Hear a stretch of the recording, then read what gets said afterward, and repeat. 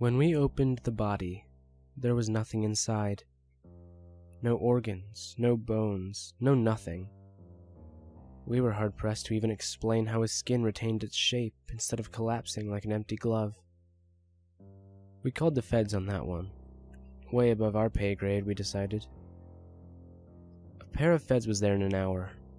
They didn't look like I expected. I thought they'd be wearing black suits, sunglasses, and earpieces. Instead, they were dressed in white lab coats and scrubs. "It's our job to blend in with the environment," the first fed said. "Can you show us to the body?" I did as I was asked, and we four stared down at the body, the feds, my technician, and I. There's something about the fluorescent lights at the morgue that makes the bodies look unreal.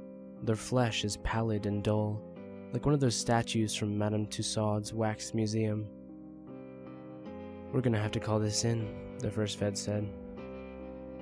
The second one reached for his phone, but he never got it. The body lurched upright and seized the two agents by the throats. Slowly, the flesh of his Y incision began to knit back together.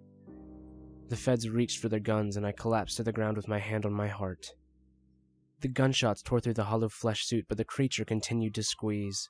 The agents' faces turned red and then purple, their eyes bulging and shot with blood. For a moment, I thought that they were going to pop right off, but I didn't stay to find out. As soon as I got my wits about me, I bolted, smashing through the metal double doors and racing up the stairs to the first floor. My heart was pounding hard in my chest, racing to catch up with my breath, but my mind was focused on one thought only: get as far away from this place as you can. I hoped my morgue technician had gotten out too, but I didn't turn around to look. I jumped in my car and with shaking hands thrust the key in the ignition. I peeled out of the lot and onto the main road, frantically swerving my way through the traffic as I raced towards the police station. I didn't know what I'd just seen, but I knew I had to warn someone. I arrived at the police station a babbling mess. They sat me in a room with a mirror in it and gave me some water. They told me to calm down, and there were rumors behind my back about putting me in the psych ward for an overnight. As soon as I heard that, I knew I had to leave. But as I opened the door and stepped out in the hallway, I saw something that made me stop. 4 people had come into the station in lab coats. My technician, the feds, and the man who'd been on my table.